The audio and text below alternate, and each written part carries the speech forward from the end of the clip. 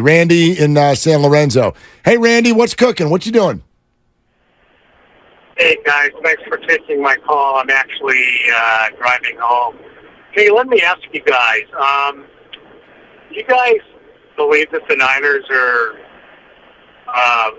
biding time for Kirk Cousins? And who would you say was the better coach, Jim Harbaugh or Shanahan? Wait, who's the better coach?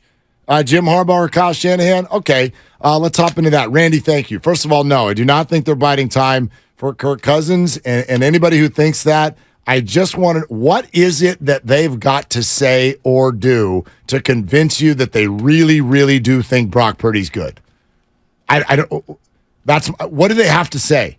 What do they have to do to convince you that they actually do? Call them crazy if you want, that they actually think Brock Purdy's good. They're not biding time for Cousins. Now, that being said, Brock Purdy isn't good, and Sam Darnold is Sam Darnold, and Trey Lance doesn't get better. Oh, I didn't say it couldn't fall that way. He's the quarterback next year. But they're not holding out hope for that. That's not on their brain now?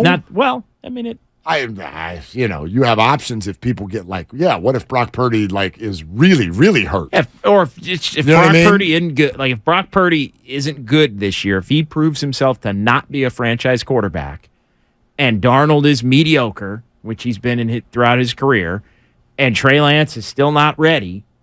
I'm not saying it couldn't play that way. Sure. Kirk Cousins would be the next. If you were to say, hey, give me 4 names as to who the 49ers quarterback is going to be next year. Give me 3 names. I mean, I might even say Kirk Cousins is more likely to be the 49ers quarterback in 2024 than Trey Lance is at this point. You're probably right. But they're not biding time for him. They're not biding time for him. No. The answer to that question is an emphatic no. And how'd you answer the other question? Kyle or Harbaugh? It's really close.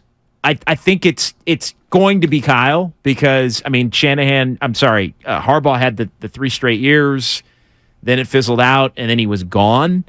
Kyle, it's interesting. All the NFC Championship games, right? Kyle's been to 3, been to 1 Super Bowl. Their resumes are almost identical to this point.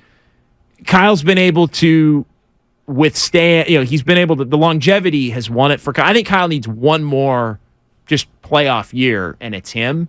So I think, that's probably going to happen this year. You could say it's already him. Yeah. But it's Shanahan. I think it's going to be Shanahan if it's not already. And you're answering it in a very results-oriented way, which is fine.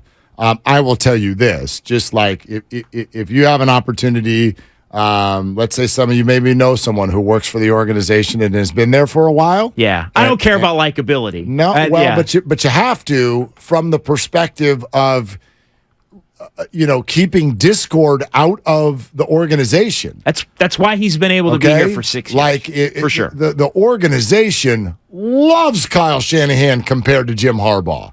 And that's part of it. I don't just mean being likable. I mean being like someone you can work with. Jim Harbaugh, everywhere he goes, succeeds and wears people the bleep out. Not just the Niners. Stanford, Niners, and how we doing at Michigan? What have you heard about Jim Harbaugh the last month? Is everybody just we're excited for the start of the season? No, the word investigation is up. So, yes, that matters. And yes, for me, puts Kyle Shanahan way the hell over the top on Jim Harbaugh. I love Jim Harbaugh. Shanahan. It's Shanahan. Shanahan. Because you got to keep your people from wanting to kill you. And they've had the isn't that worth something? They've had the same level of success. Now Harbaugh did it 3 straight years. Yeah. Immediately, Harbaugh inherited a better roster than Shanahan did. So it's but the simple fact is, this is year 7 for Kyle Shanahan? Correct, yes. Yeah. Okay, Harbaugh lasted 4 and really lasted 2.5, I think, before he was starting to. The whole thing turned with Harbaugh when they lost the Super Bowl. He's a weird dude. And that's fine. I like that. Yeah, I like his kind of weird. I don't dislike What's interesting is I like his kind of weird. I don't like Kapler's kind of weird. Why is that? I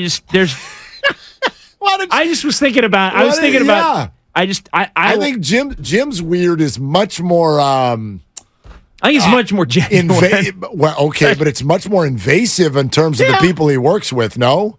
Maybe. I mean, I'm a big believer in what the people you work with, you know what I mean, how they feel about you. Yeah, I don't know about that. I mean, in sports? In general. And I don't mean you need to be fluffy and everybody needs to love you and everybody wants to invite you over to their home. I don't know about that because I don't know about that. I think a lot of people. You got to be able to work with people. Yes, but there's. I don't know. I think general likability goes a little too far today. That's fair, but I'm not. You know what? I like that guy. I'm not saying general likability. I'm saying, do you have the ability to be a leader and have the organization function for a lengthy period of time? Greg Popovich is somebody who appears to a lot of people to be abrasive. Part of that is just his media way. Part of it is he is a tough guy. He is hard on people. Tony Parker and he joked about that just recently at the Hall of Fame speeches. But can you give Greg Popovich that?